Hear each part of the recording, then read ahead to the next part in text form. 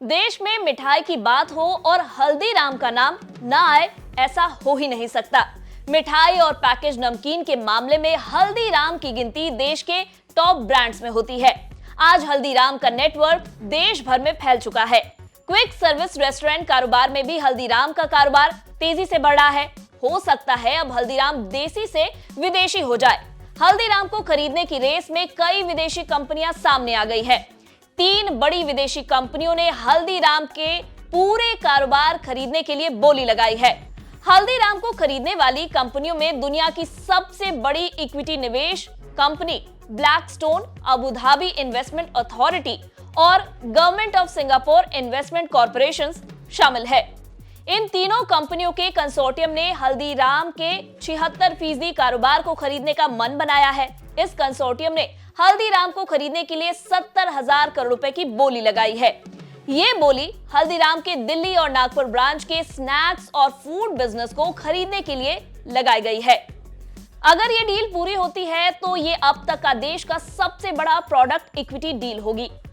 हल्दीराम को लेकर कोई भी डील तभी हो सकती है जब उसके दिल्ली और नागपुर बिजनेस का विलय पूरा हो जाए। विलय के प्लान भी नेशनल कंपनी लॉ ट्रिब्यूनल यानी NCLT से अप्रूव हो चुका है।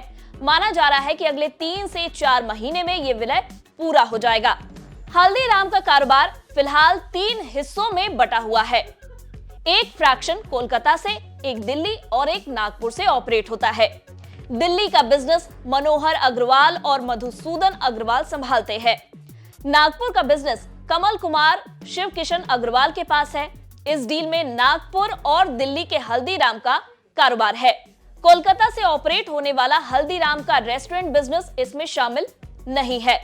फिलहाल हल्दीराम फैमिली अपने बिजनेस को रीस्ट्रक्चर करने में जुटी है और पैकेज फूड और रेस्टोरेंट बिजनेस को अलग-अलग कंपनियों में तब्दील कर रही है। हल्दीराम की शुरुआत आज से 87 साल पहले हुई थी। साल 1937 में गंगा विशन अग्रवाल ने इसकी शुरुआत की थी। गंगा विशन अग्रवाल को उनकी मां हल्दीराम नाम से बुलाती थी। इसी वजह से ब्रांड का नाम हल्दीराम रखा गया। हल्दीराम एक ब्रांड के रूप में बहुत मजबूत है। इसके पीछे 3 बड़ी वजह है: ग्रेट प्रोडक्ट्स, बेहतरीन क्वालिटी और ग्रेट डिस्ट्रीब्यूशन। आज हल्दीराम का कारोबार भारत ही नहीं दुनिया भर के कई देशों में फैला है। ये अफ्रीका और मिडिल ईस्ट में तेजी से अपनी पैठ बढ़ा रहा है। यूरोप के कुछ देशों में भी हल्दीराम के आउटलेट्स हैं। खबरों की माने तो कारोबारी साल 2024 में हल्दीराम की आय 14,500 करोड़ रुपए रह सकती है।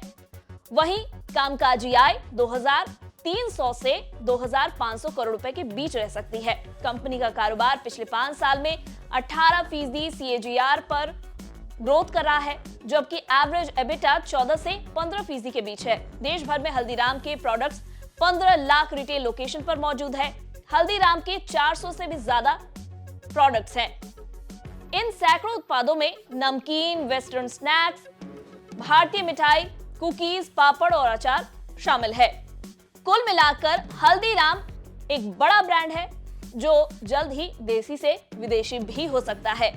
ये वीडियो आपको कैसी लगी हमें कमेंट कर जरूर बताएं। वीडियो पसंद आया हो तो इसे लाइक और शेयर करना ना भूलें। साथ ही बिजनेस जगत की खबरों से अपडेटेड रहने के लिए बने रहे हमारे साथ और देखते रहे बिज़ तक।